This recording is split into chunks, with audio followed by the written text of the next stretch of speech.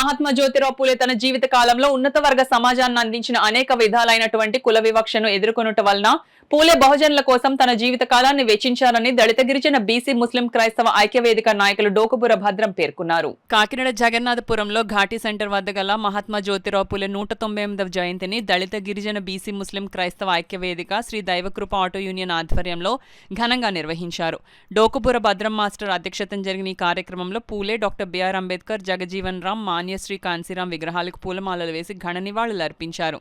ఈ కార్యక్రమంలో యూనియన్ సభ్యులు కొమ్ముకూరి నాగేశ్వరరావు, పాలేటి కృపానందం, ఏడిద లాజరు, పెదపూడి స్వామి, బహుజన నాయకులు Avupati Umashankar Prasad, Madhu, medical shop owners, Muggupeta నూతన కమిటీ సభ్యులు మోర్తా కోటారి, కొమ్ముకూరి సాయి కుమార్, తత్తరమూడి చిన్న, ఎం అర్జున్, మోర్తా సత్యబాబు, నురుకుర్తి దాసు, మసిరిపల్లి శ్రీను, పెద్దలు తదితరులు పాల్గొన్నారు.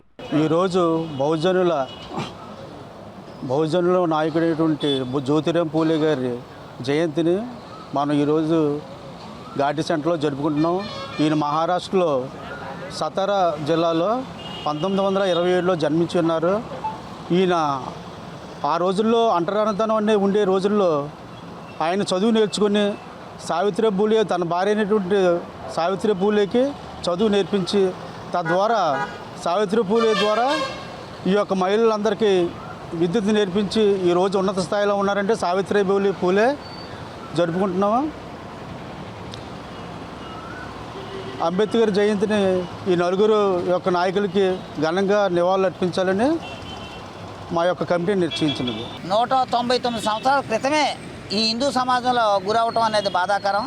ఆయన ఏ విధమైనటువంటి వివక్షకు గురయ్యారో ఆ వివక్ష తన సాటి బహుజనులు, దళితులు ఎవరు కూడా గురి కాకూడదనే ఆలోచనతో ఆయన విద్య తన వివాహం జరిగిన తర్వాత తన భార్యకు విద్య నేర్పించి స్త్రీలకు ప్రత్యేకమైన పాఠశాలలో స్థాపించి వారికి విద్యాబోధన చేశాడు.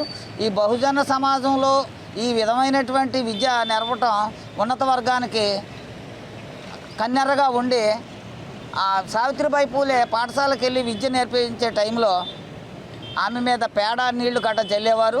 ఆమె 2 చీరలు పట్టుకుని పాఠశాలకు వెళ్ళేది.